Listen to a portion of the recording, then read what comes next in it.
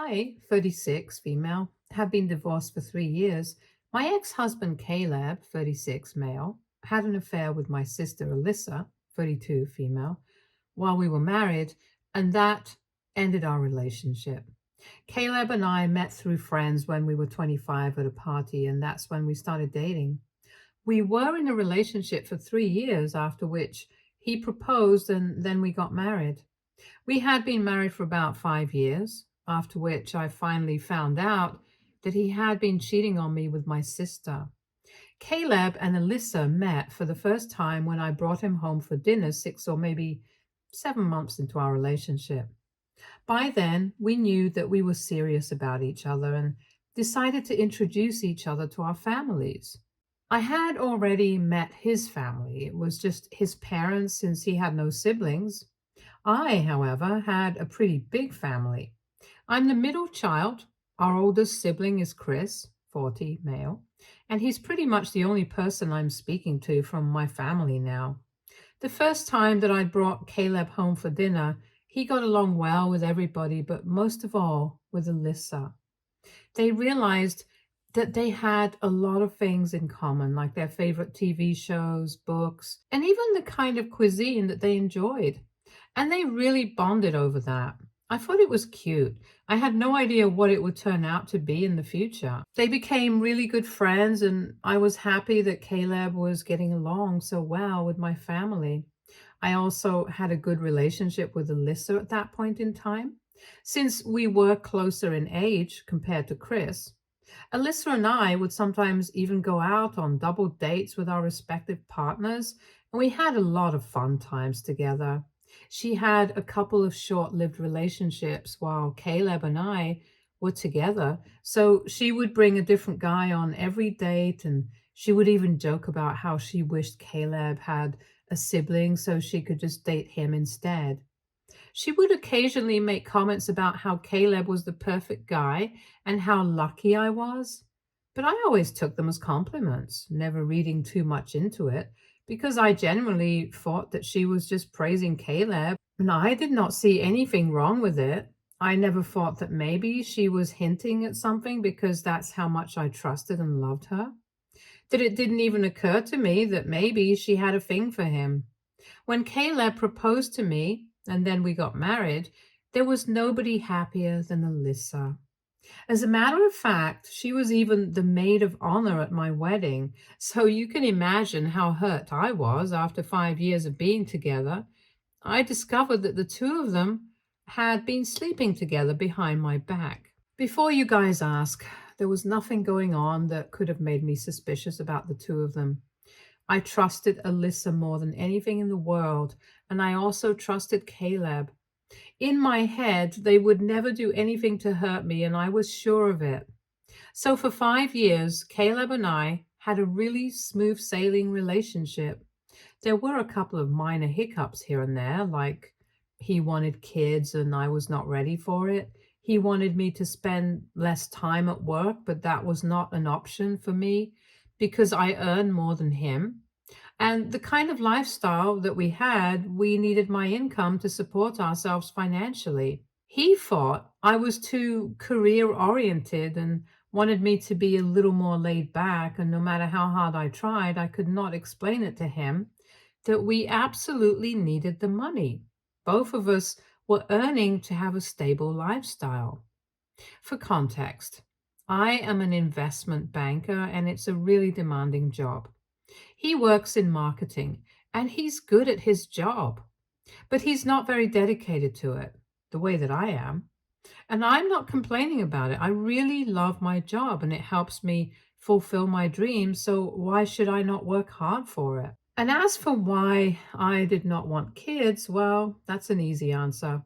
I was not mentally or emotionally ready to be a mother, and I would rather not do something at all than do a bad job of it, especially when it comes to being a parent. I think if somebody is not ready to be a parent, there is no way that they should be pressured into or coerced into becoming one. I do not want to have kids and then regret my decision. And I had been very clear about it right from the beginning of our relationship. but he had assumed that I would change my mind as we got married and time went on. I don't know why he thought that I would change my mind since I had always said that I did not want kids.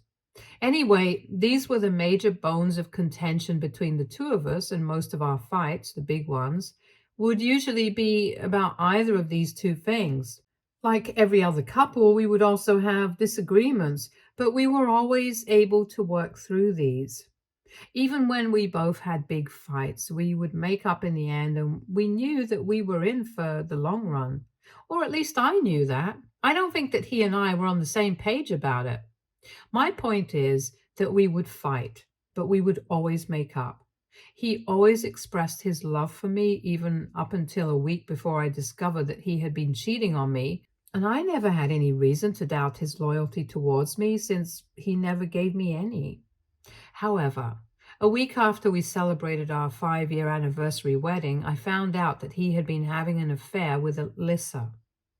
Even on the day of our anniversary, he was being all cute with me at the party while we were guests and acting like I was the only person he cared about.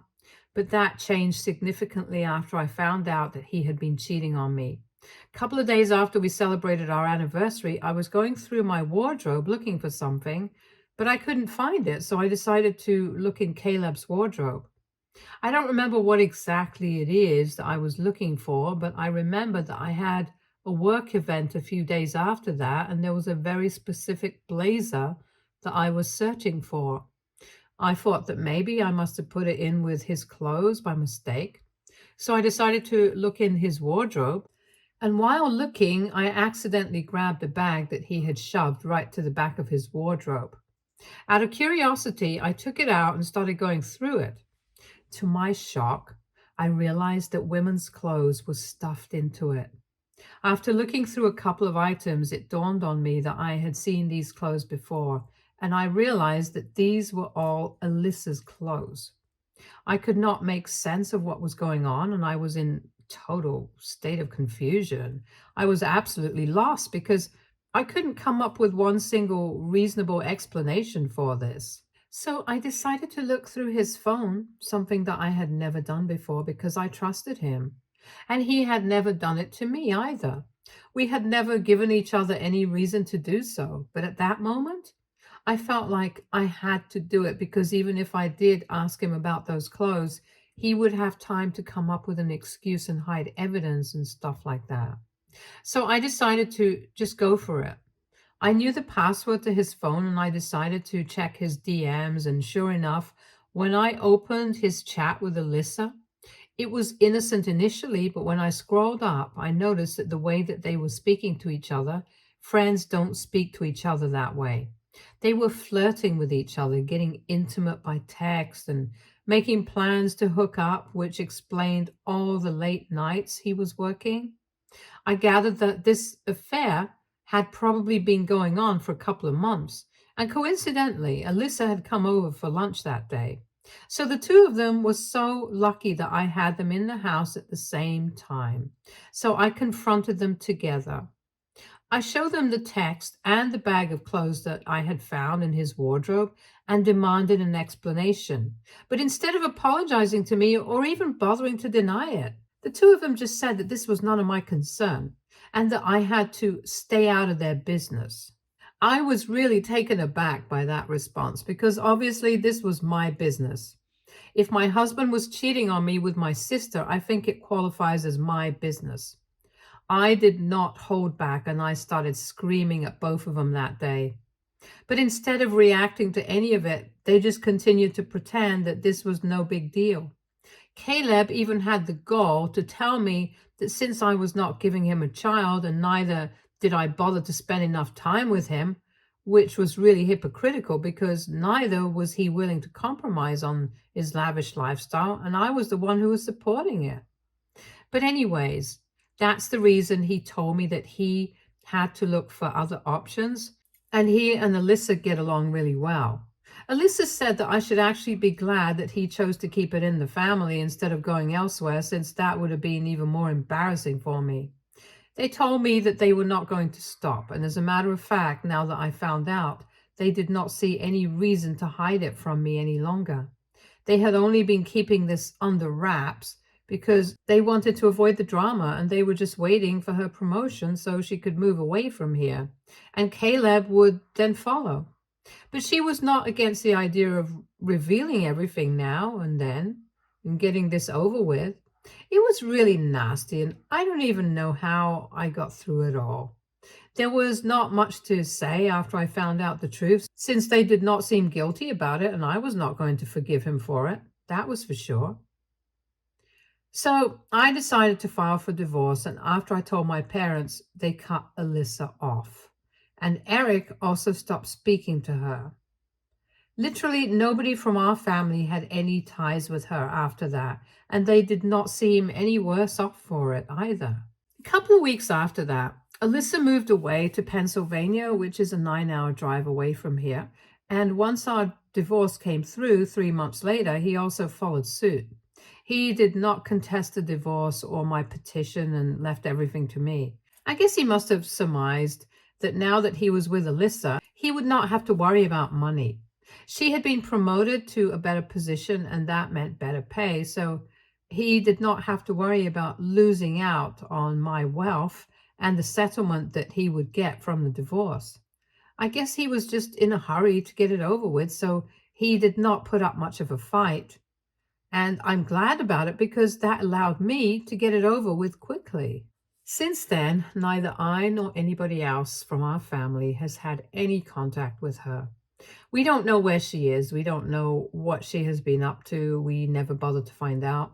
My friends who still follow her and are in touch with her know better than to talk to me about it. So to sum it up, I have no idea what's going on in her life. It's been 3 years, but I'm still trying to recover from everything. And they really messed me up for good. However, I was reminded of everything a couple of days ago because of Caleb got back in touch with me. He called me up from a number that I did not recognize, and unfortunately, I have had the same phone number for the past couple of years. And I didn't think much before answering that phone call. As soon as I picked up, I should have hung up, but curiosity got the better of me. And when I heard him speaking on the other end, I decided to hear him out at least. He sounded pretty desperate and upset and quickly explained to me that he was calling to ask for my help, which was really bold because for 3 years we had not been in touch and we didn't exactly end on good terms. So the least he could have done was at least to apologize to me, but he didn't do any of that and came straight to the point. He told me that Alyssa had been in a car accident a few weeks ago and couldn't move since she had fractured both her legs and her arms were all bruised up a couple of months ago, and they had a 2-year-old son that needed to be taken care of. He told me that he had already tried to get his friends there to take over, but all of them were busy, and none of them were willing to take on such a huge responsibility. And he couldn't handle everything on his own since he also had to go to work and try to earn more now that Alyssa was going to be on bed rest for quite some time and couldn't go to work. They had to make sure that Alyssa was taken care of, and handling both a 2-year-old child and Alyssa, who was so severely injured, was not his cup of tea. They had thought about hiring a full-time nurse, but even that was out of their budget since the area that they lived in was quite expensive. So now they were relying on their family to help them out. They had already called my parents, but they said that they were too old now or they would definitely have agreed to it. My in-laws were not an option anymore since my father-in-law had passed away just a year ago, and my mother-in-law lives in Canada with her sister, so she won't be able to help even if she wants to. And they had also called Eric, but he had said that he wanted nothing to do with them. And they did not trust anybody else enough to let them take over the duties of taking care of their son while they were indisposed, apart from me, since neither of them was particularly close with their extended family. So as a last resort, they were literally begging me to help them out. And after years of holding it in, I finally had my moment. After he was done telling me about all of this, I just told him that I couldn't help him because it was not my business, and then I hung up and blocked his number. I didn't even bother to get into the details of it and just left it at that. Eric thinks that I did the right thing, but unfortunately, my parents don't quite agree with it. They think that 3 years have passed and now I should be over it, especially since Alyssa is going through something so horrible and I should be there for her. I don't even understand what they're going on about because they think that I'm being stubborn by refusing to help them, and I think that they are being ridiculous by even expecting me to help them after what they did to me. I feel bad for the kid. I really do, but again, that's not my problem. They insist that I am being selfish and stubborn, and I should at least consider it before saying no. It has been a couple of days, and my parents are really getting to me because now I'm not sure if I did the right thing or not. I wouldn't have felt bad for them, but there is a child involved, and that's why I am rethinking my decision. AITA for refusing to help my sister and my ex-husband out with taking care of their son since he had cheated on me with her. Update 1. Hi, first off, thank you so much for all the comments on my post. Thank you for taking the time to say something. That was really nice of you guys. And now, coming to my decision, I'm not changing my mind. I'm still staying out of their business, as they had put it themselves. My parents can think whatever they want to about me. I don't really care. They don't have the right to decide if I should move on or not. I was the one who got hurt, and so I'm the only person who gets to decide how I feel about this. They don't get to dictate my feelings. I do, and I always will, feel bad about their son. But again, that's not my child and not my problem. If they feel so sorry about this situation, they can take on the responsibility of taking care of their child themselves. Instead of making up excuses about how old they are just in their early 60s. They do everything that normal people do, and it's not like it's that big of a deal for them. If it's just a matter of a couple of months, I'm sure they can help out. But they don't want to do that. They just want to put it on me. When I communicated my decision to my parents and told them that I was not going to change my mind, they told me that they were cutting ties with me as well, since I was really selfish and stubborn and they couldn't believe that I was going to act this way, even though Alyssa was so severely injured. I don't know what's so hard to believe. They screwed me over once, and I'm not about to let them walk all over me a second time. It's as simple as that. I don't think I'm doing anything wrong. I haven't talked to Eric about it yet, but I know that he will be on my side as he has been so far. He is a little busy with work right now since he has just signed a new project, and it's going to be a couple of days before I can find enough time to discuss this with him.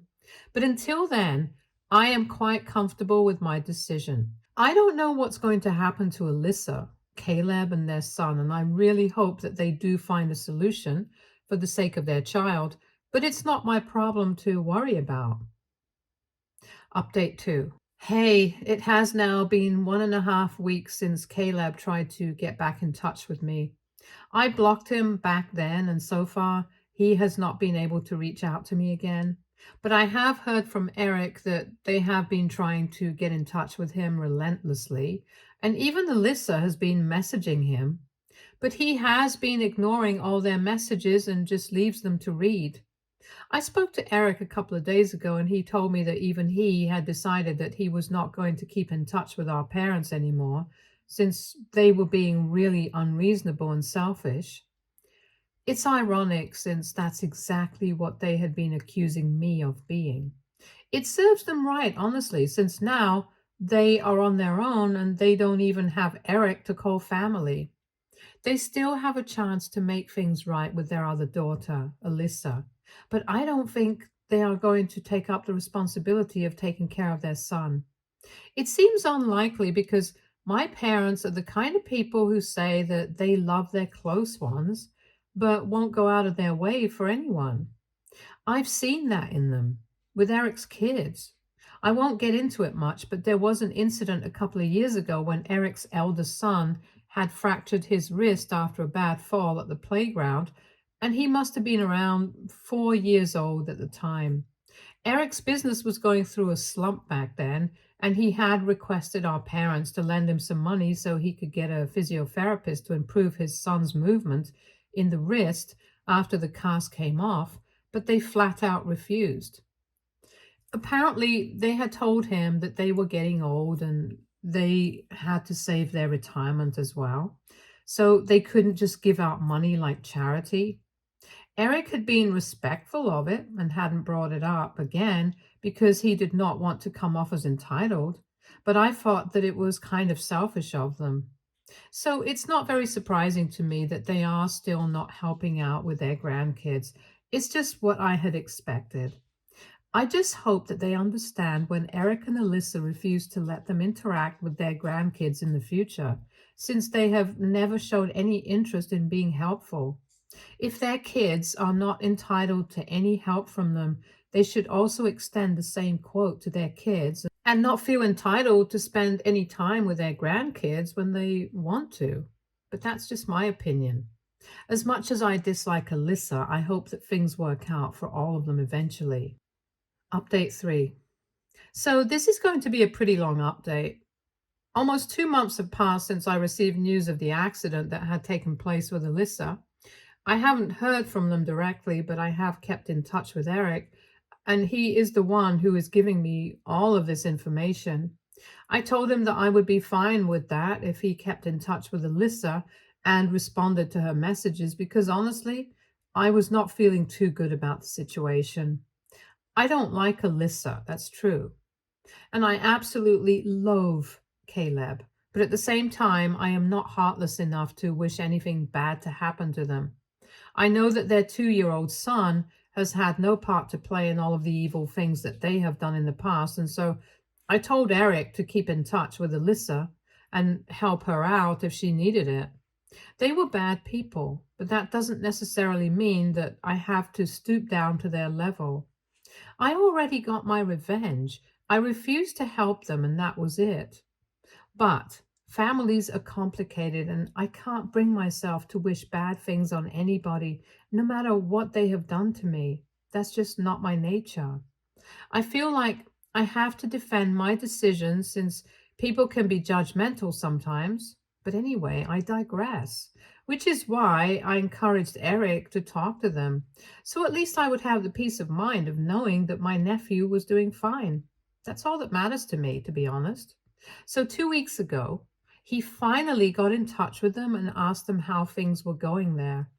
And Alyssa told him that things were pretty bad. They were having to rely on a daycare to take care of their son. It was burning a hole into their pockets because the neighborhood that they lived in was pretty expensive and it was not an option for them to drive several hours away from where they lived back and forth every day, since Caleb also had to go to work. And she could not do anything for herself anymore. So it was really bad. On top of that, they were falling behind on the rent and were at risk of being evicted, which hadn't happened so far, just because she was severely injured. The landlord was kind enough to give them an extension for a couple of months, but after that, they definitely had to pay up the money or leave the house, and she didn't know where she was going to get all that cash from. She had asked our parents for help, but they had refused again, saying that they wanted to save up for the future. I can understand that they want to save for any future medical emergencies or whatever, but it's not like we are never going to return the money back to them. We haven't ever been like that. I don't understand why they are always so skeptical and weird about money when it comes to their own kids. It's not like we are thieves. However, this time when my parents said no to helping her out, she lost her mind and told them that she was cutting them out of her life. This time, she was going to be the one who was not going to speak to them ever again. And as much as it is like Caleb and Alyssa, I think that they made the right decision. They are toxic, but so are my parents. It's a wonder how Eric and I turned out right, given the fact that we were surrounded by such people. But anyway, my parents are not going to have any access to either of their grandkids for the next couple of years, that's for sure. And they are going to have nobody else to blame but themselves. They're not even going to have any access to their kids, now that you think about it, since I am not speaking to them. Eric is not talking to them anymore, and neither is Alyssa from this point onwards. So they pretty much are on their own. I can't say that they don't deserve it. I definitely don't feel bad for them. Now, coming to Alyssa and Caleb, Eric and I discussed things that were going on with them, and I told him that I would not have a problem if he wanted to help them. My conscience would not allow me to stand in the way of that. I'm sorry, but I just can't do it. Personally, I'm going to stay out of their business, like they said, but I'm also not going to discourage anybody if they want to help them. And Eric told me that so far he had not been on speaking terms with her just because what she had done to me was so wrong. But now it's very difficult to be mad at her because, in spite of everything that had happened, she was in a really difficult position. And as her older brother, he could not just sit by and watch his nephew suffer because he knew for a fact that Alyssa's son was having a really difficult time dealing with all of this emotionally. And so we decided that he was going to send some money to them every month until they were able to get back on their own 2 feet. I am actually glad that he's doing it because I know that nobody had taken a stand for him when he was going through a difficult time.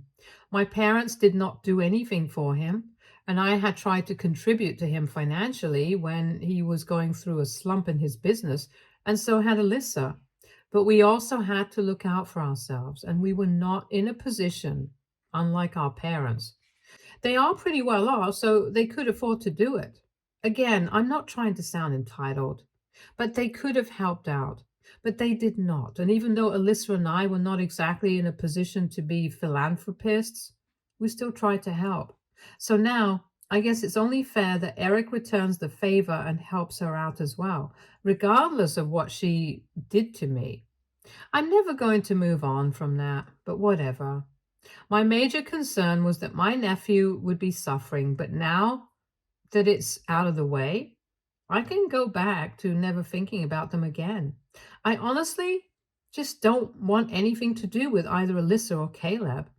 I'm really sorry that something so bad happened to them, but now I want to move on with my life. I think this was the closure that I needed because even during the divorce, I still hadn't felt like I was done with it as much as I do now.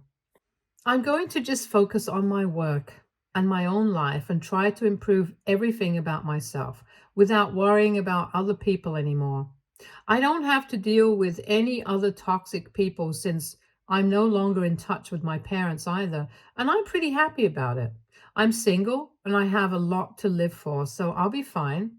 Thank you so much for following my story and for showing me so much support.